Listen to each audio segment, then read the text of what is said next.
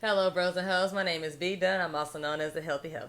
I do health news and I do hoe news. Okay, so for today's segment of He Tried It, my gold digging stories from hell, I'm going to tell you about something that happened to me a few years ago. Okay, so I was on Tinder all day, every day, and because we're smart hoes, we know that we swipe on all the men aged 50 and up. While you watch TV, you swipe. It doesn't matter who he is, you swipe.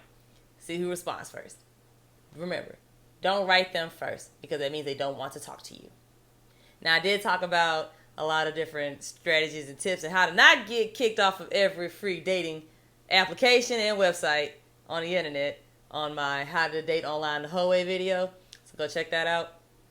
But this is back before I got banned from everything. I got banned to the point now where if I can scan my way back onto Tinder, I get blocked before I check my messages because people recognize me. It's so sad. Poor men are very, very, very testy. And they never forget. Anywho. So, what had happened was, I matched with this guy. He was over 50. He was a white guy. He had 2 sleeves. He was covered in tattoos. So I thought he was going to be cool. Here we are. Anyway, so he called me and we FaceTimed. And I was literally laying in the bed without brushing my teeth or anything. I had my hair tied up. I'm like, look, bro, I can't. I'm just laying there like, it can't get worse than this. You think I look okay? So I'm just sitting there like all crusty and shit. He's like, yeah, you're so pretty. I'm like, look, I got pink hair. Is it a problem? Oh no, you look good. We're gonna go get some manicures and woo and bring your bathing suit, blah blah blah. I forgot where he was from, but he was allegedly an oil executive or something with 2 sleeves. And he said, meet me at the Four Seasons, and we're gonna do all this. So I was gonna, try to finesse it for all the spa treatment and go swimming and whatever. So I told him it was gonna take me a while to get there. I live in Denton. I had to get dressed. I had to pack all that. Okay, so I made it there eventually. I get there, park my car, go inside. I meet him, and I meet his friends. They're all older. It's like a guy and 2 ladies. So I'm just sitting there like, hey, how y'all doing? Okay. I'm waiting for him to say something, right? So I'm just like, okay. Okay, hey.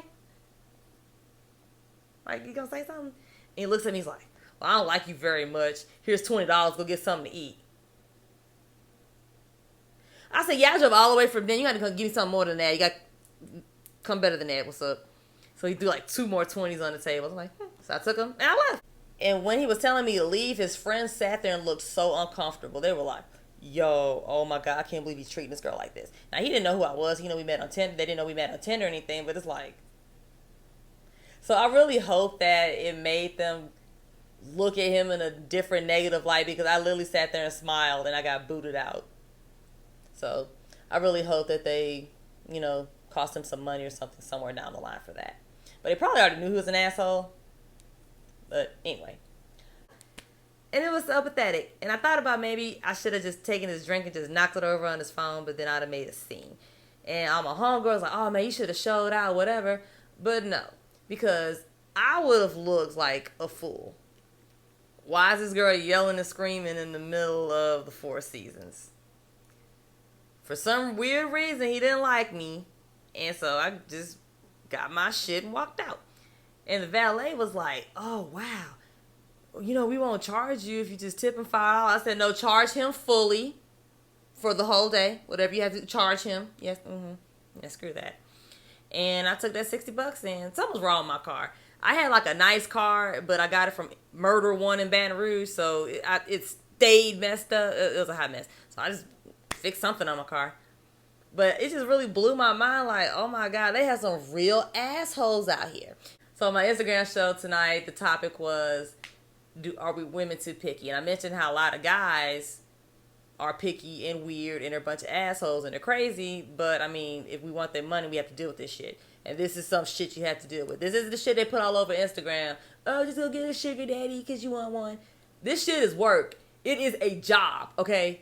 It is a job. And look how much gas and time and miles I put on my car. I mean, I got $60, but still, I'm walking around with some shorts and like a bathing suit on. It was a hot mess. Excuse me. So I told an ex-friend about it. I said, yo, this dude is a complete psycho. What the hell? And she said, hey, send me his number. I'm going to try to finesse him or see what's wrong with him.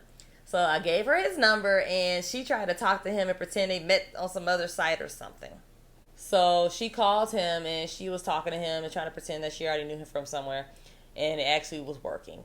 And she said that he called her one day. She was watching movies, so she didn't answer. And he had the nerve to, like, curse her out.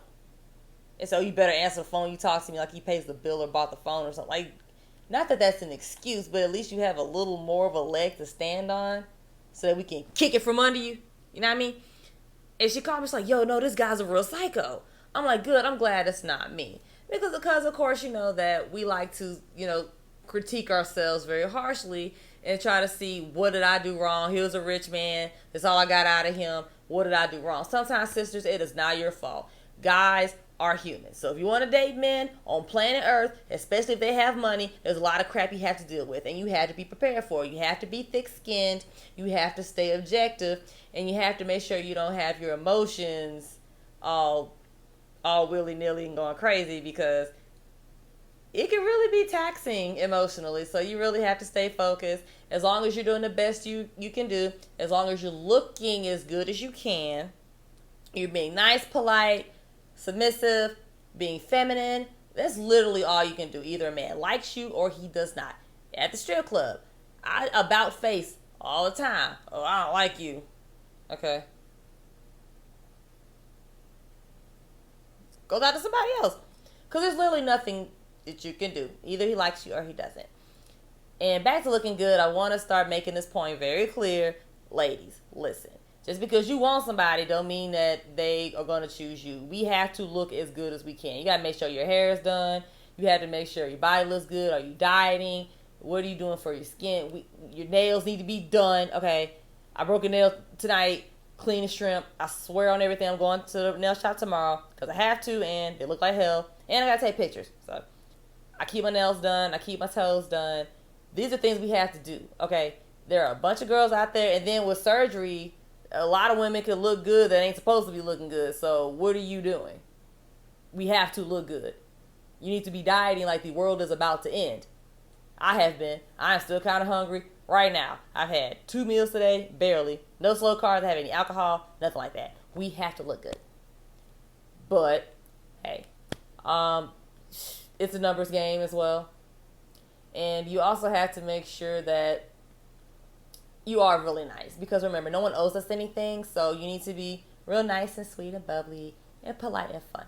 And you should be okay. And sometimes you really have to get in where you fit in. Everyone's not going to get that millionaire. Everyone's not going to get on a jet, get on a yacht. It is what it is. But are you dating smarter, and are you keeping poor men that do not like you out of your face? If you can do that, I'll be happy. And you should be a lot happier too. Remember, we can't judge everyone on the same path, and everyone is not going to get to the finish line at the same time, but you literally have to do the best you can. And sometimes you got to get in where you fit in, as long as it's a good place to fit. Like, comment, subscribe. Follow me on Facebook.com/TheHealthyHoe. Remember, they're shadow banning me, so make sure you guys go and look at all the articles I share. Follow me on Instagram, and come see me live on Thursdays at 9 o'clock-ish p.m., where I have a live discussion about a bunch of things. And you guys can call in and talk to me and give me your opinions. Oh, and obey me on Twitter. Talk to y'all later.